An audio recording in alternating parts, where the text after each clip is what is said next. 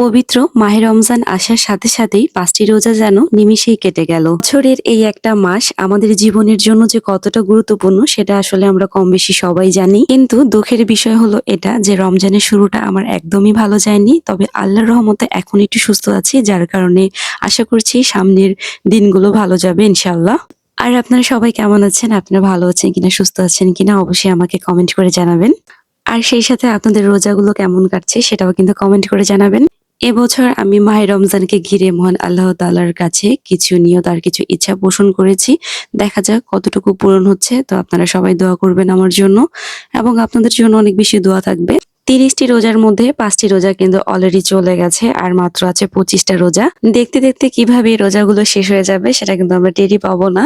পবিত্র মাহে রমজানের ৩০টি রোজা যে ৩টি ধাপে বিভক্ত সেটা কিন্তু আমরা কম বেশি সবাই জানি। প্রথম ধাপটি হলো রহমতের ১০ দিন, আর দ্বিতীয় ধাপটি হলো মাগফিরাতের ১০ দিন, আর তৃতীয় ধাপটি হলো নাজাতের ১০ দিন। রহমতের ১০টি রোজার মধ্যে আমরা কিন্তু ৫টি শেষ করে ফেলেছি আর মাত্র ৫টি বাকি আছে।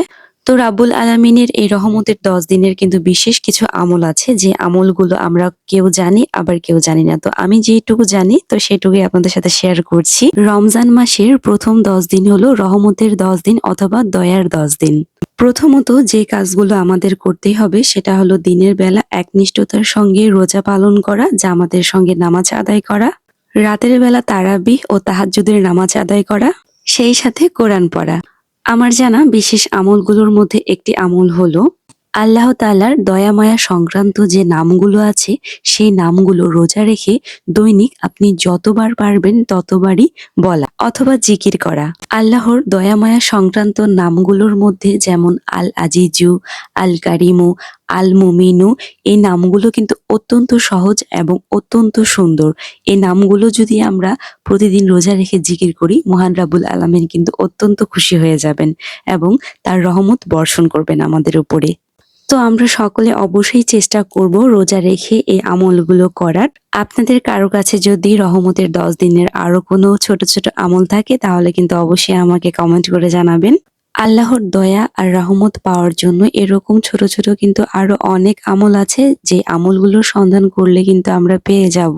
এই পবিত্র রমজান মাসে যে যত পারবেন আপনারা বেশি বেশি করে আমল করবেন, আল্লাহর ইবাদত করবেন, এর সোয়াবটা কিন্তু আল্লাহ তাআলা দ্বিগুণ করে দিবেন। আমি যতটুকু জানতাম সেগুলো আপনাদেরকে বলে দিলাম এবং আপনারা যেগুলো জানেন অবশ্যই কিন্তু আমাকে কমেন্ট করে বলবেন। আসলে এখন এমন একটা সম্পর্ক হয়েছে আপনাদের সাথে যে আমি এত এত কাজকর্মের ভিড়ে বা আমার অসুস্থতার মাঝখানেও আপনার সাথে কথা না বললে আমার ভালোই লাগে না। আমি যা পারি যতটুকু পারি সবকিছুই আপনার সাথে শেয়ার করি। আরো অনেক গল্প, অনেক কিছু বলার আছে আপনাদেরকে, ইনশাল্লাহ আমি বলবো সময় করে, ব্লগের মাধ্যমে আমি আপনাদেরকে সবকিছু বলবো। অবশ্যই আপনারা আমার পাশে থাকবেন, আমাকে সাপোর্ট করবেন। আর পরিশেষে আমি একটা কথাই বলতে চাচ্ছি, আপনারা একটু বেশি দোয়া করবেন আমার জন্য, যেন খুব শীঘ্রই আমি একটা ফোন নিতে পারি, আমার একটা ফোন নেওয়ার ব্যবস্থা হয়ে যায়। আর ফোনটা নিতে পারলে ইনশাল্লাহ আরো খুব ভালো ভালো ব্লগ শেয়ার করব আপনাদের সাথে, অনেক গল্প করব।